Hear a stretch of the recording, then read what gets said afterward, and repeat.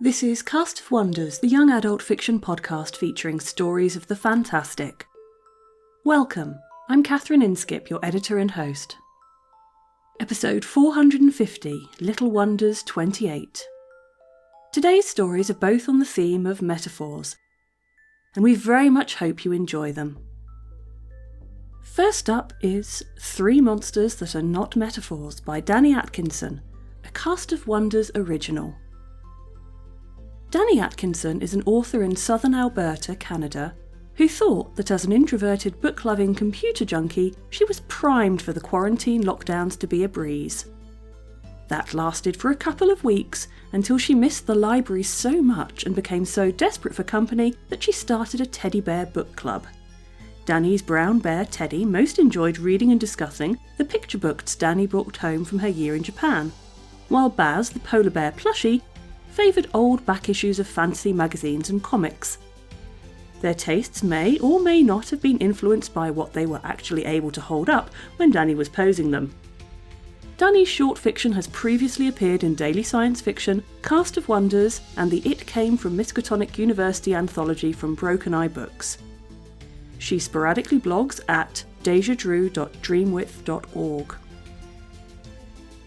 This story is narrated by Catherine Inskip. Catherine Inskip is the editor for Cast of Wonders. She teaches astrophysics for a living and spends her spare time populating the universe with worlds of her own. And now, we've a tale to tell.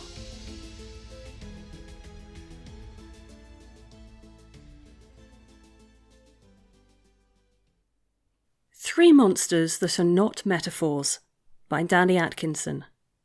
Narrated by Catherine Inskip. 1. The Kelpie is not a metaphor for depression. You're kind of like a metaphor for depression, though, I tell her, and she snorts angrily. Her hide twitches, dark and sticky as tar pits. Just because she's deceptively appealing and wants to trap me and drag me down into cold grey waters means nothing. Just because I am already drowning does not make it a metaphor. The offended Kelpie tosses her wet mane and stamps her hoof as she flounces away. The hoof prints she leaves behind fill up immediately with muddy water and mosquito larvae. 2. The Brownie is not a metaphor for my ADHD. True, brownies are household sprites that are supposed to be benevolent and help with chores about the home, but two can instead turn against you according to rules you don't understand and never remember. Yes, he is now pranking me by hiding my keys and pens and purse. Everything I set down disappears when I look away. The Brownie is sitting in a corner, glaring balefully from under his brown hood. He crosses hairy arms and grumbles in Gaelic. I have ADHD, and I have an angry Brownie, and similarities between these things are coincidental. Every flat surface is covered in mugs. Some are offerings of cream and honey for the Brownie. Some are mugs of tea that I made and forgot I made, so I made another mug of tea. I can't remember which is which. The Brownie drinks out of them both. 3. The banshee wailing at the windows is not a metaphor for anxiety. I was already afraid to leave the house without her. I already have trouble sleeping. She's not a symbol for anything happening in my head. I check anyway. Are you a metaphor for my anxiety? I ask her, opening the window for a moment to the screaming storm. She stares with hollow, haunted eyes. Something terrible is coming, she informs me, her voice climbing to a shriek at the end. I know. I always know that, I tell her. She starts crying. Something terrible is always about to happen. I wail and wail, but it doesn't make anything better, and I'm so scared, and I want it all to stop. I see hoof prints on the ground around the banshee's swirling skirts. They are full of muddy water. It might be from the rain. I invite the banshee inside. She floats over a chair. I look at the nearby coffee table, and I see that the mugs are gone, save 3. All 3 are steaming. The brownie pushes 2 of them towards me, saying something stern and guttural. I think it's a rhyming couplet. One mug smells like vanilla and bergamot. The other smells like chamomile. I bring the chamomile to the banshee. We all sit together, drinking tea, while the rain lashes outside. The rain might be a metaphor. Or maybe not. But tea is real. This story was one of the finalists in our flash fiction contest last year. It didn't end up a winner, but it did come close, and as a story it really spoke to me. There are many aspects of our lives that make things challenging for us. Things that at times seem monstrous or incomprehensible. Or things that are simply a reflection of who we are, that don't fit easily into the expectations of how we should be or who we should be. Finding a balance here is tough. In this story, we see someone coming to an accommodation with these aspects of their self and their mental health. It's not a solution, not a quick fix, but a sense of acceptance, resilience, and strength. Something we could all do with in this year. It doesn't negate the existence of these challenges, but it opens a door to understanding them better, opening up and getting through. Our second story is This Is Not My Adventure by Carlo Jaeger Rodriguez. This story was previously published in Uncanny Magazine issue 30, Disabled People Destroy Fantasy, in 2019. Carlo Jaeger Rodriguez was born and raised in Puerto Rico, but now lives near Baltimore with his spouse, a grumpy dragon, and one odd dog. His writing has appeared in places like Nature, Uncanny, Beneath Ceaseless Skies, and is forthcoming in Speculative Fiction for Dreamers, a Latinx anthology. He's also on Podside Picnic, where he discusses his genre miseducation with his co-host Pete. This story is narrated by Roberto Suarez. Roberto Suarez is a community college advocate and program manager in Portland, Oregon. He is the co-host and producer of A Pod of Casts, the Game of Thrones podcast, and Radio Westworld, the Westworld podcast. You can find Roberto on the web and on Twitter. And now, we've another tale to tell.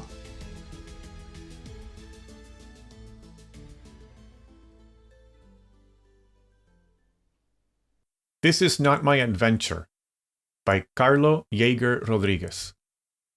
Narrated by Roberto Suarez. I know something's wrong. The way we're both hunched over your tiny table in your tiny kitchen, and you keep looking at the tea you're not drinking.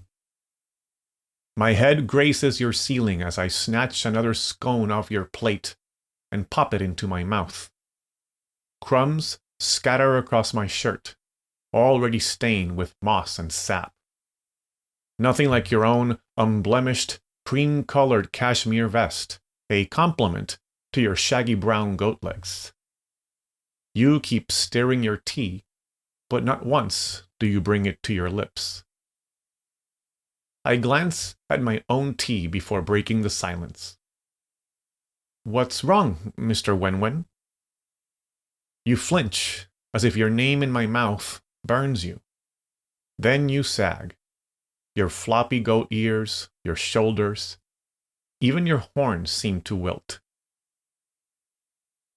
Kevin, you put your teaspoon aside with a clink and fix the dark slots of your yellow eyes upon me. You're not supposed to be here. Tell me about it, I chuckle, eyeing the last scone. I'm supposed to be finishing up my inventory of Mom's stuff for her probate lawyer. I'd rediscovered Mom's old wardrobe, its edges furred with dust, still in the old guest room, where she would send me when I was underfoot. I blinked at the scowling lion's head carved into the cornice, but it didn't stop me from opening the mahogany doors. I set my clipboard aside to squeeze past the threshold, twisting my shoulders to fit inside. As I half crawled, the space stretched in the old familiar way. A cool breeze tickled my nose, full of the smells of the tick-tock forest on the far side. Pushing through Mom's old coats, the heartache of my middle years fell away. The divorce, losing custody of the kids, Mom succumbing to lingering illness. I kept moving until scratchy wool and fur surrendered to pine needles pricking my cheeks, my arms, to the low ticking of the clock trees all around me.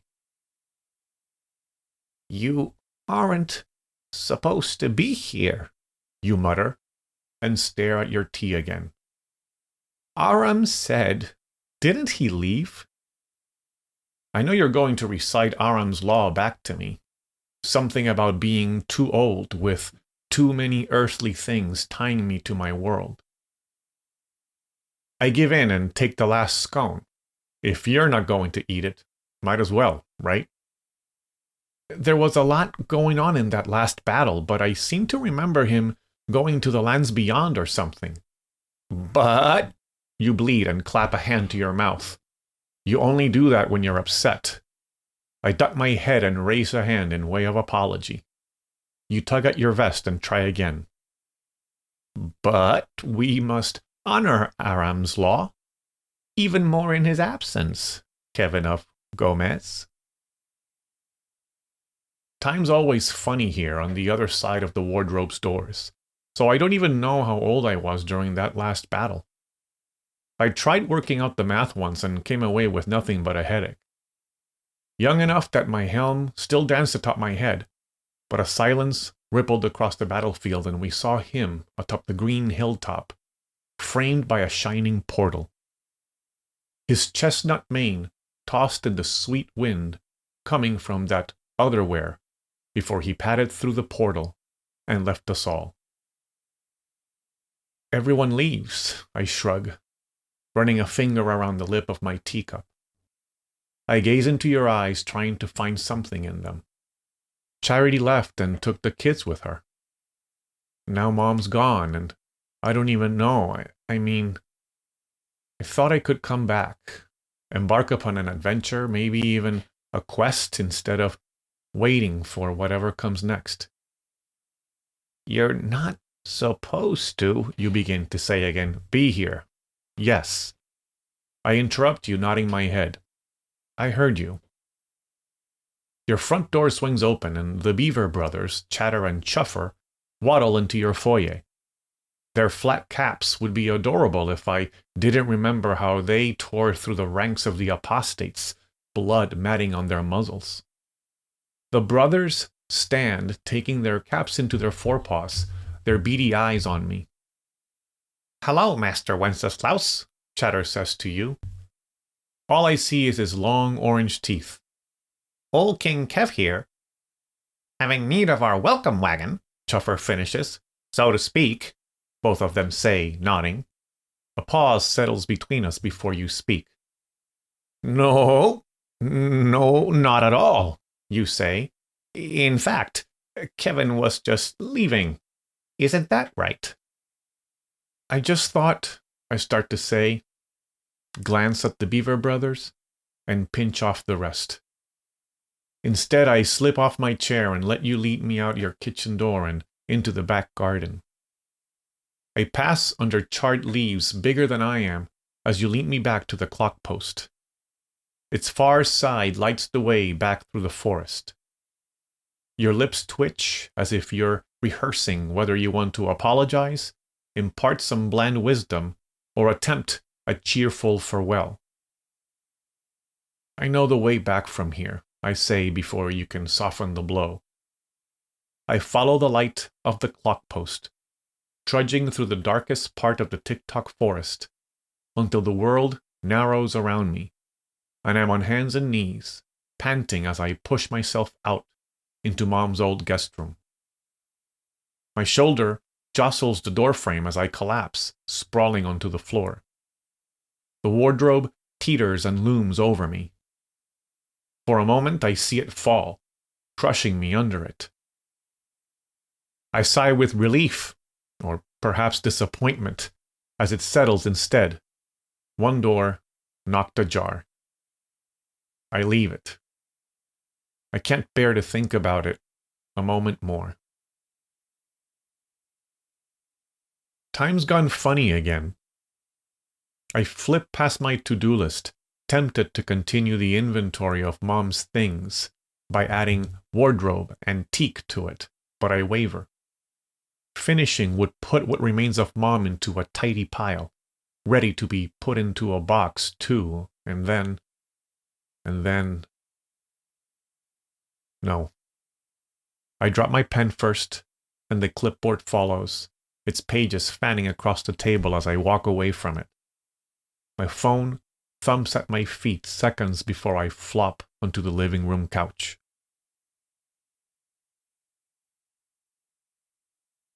After coming back through the wardrobe, all my failures pile onto my shoulders and I can't move, can't breathe.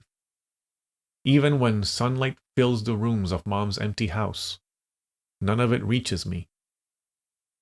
Days bleed into each other, interrupted by sporadic chirps from my phone. I know I should finish the inventory, but that would mean I have to get off Mom's old couch.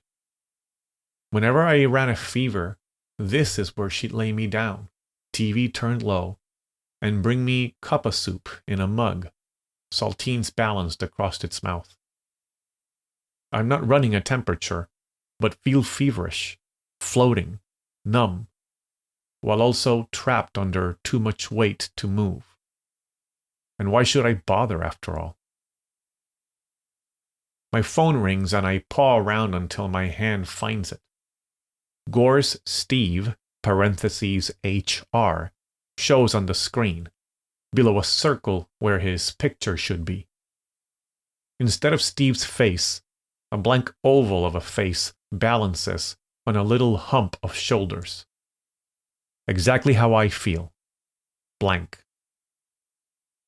I'm sure he's calling to find out when I'll be back in the office, and I have nothing for him, no answers, so I just let it go to voicemail.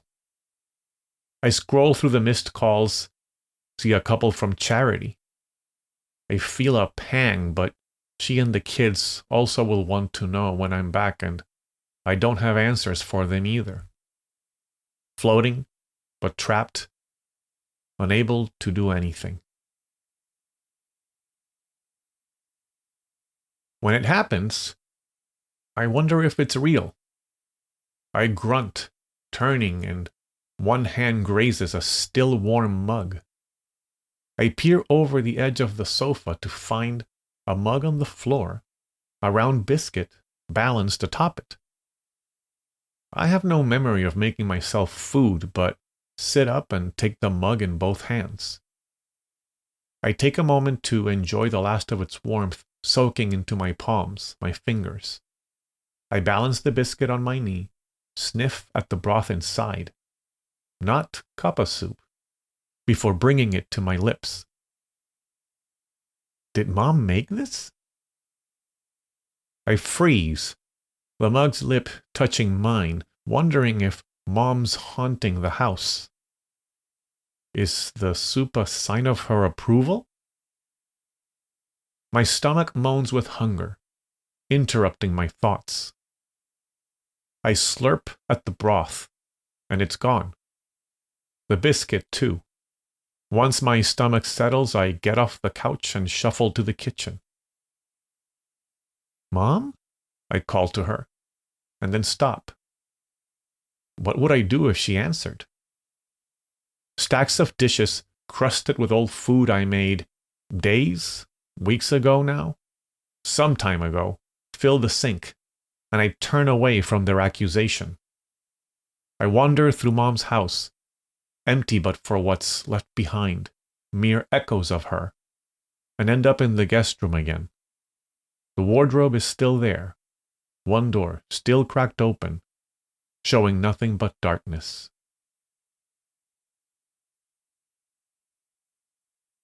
I startle awake. Someone or something is running water in the kitchen. A chill pours through me, but I slip off the couch and cock an ear to see if the intruder heard me. What can I use to defend myself? I cast about and end up stalking ahead towards the kitchen, brandishing the flat of my clipboard like a weapon. When I enter the dark kitchen, a shadow stands over the sink. As the figure stretches a hand to turn off the water, I speak, voice cracking. "Mom?" I reach behind me and flick on the light. And it's you who turn to face me, slotted eyes wide and your dish-gloved hands held up as if to ward off a blow. I realize I'm still holding the clipboard as if ready to swat at the world's largest fly and lower it.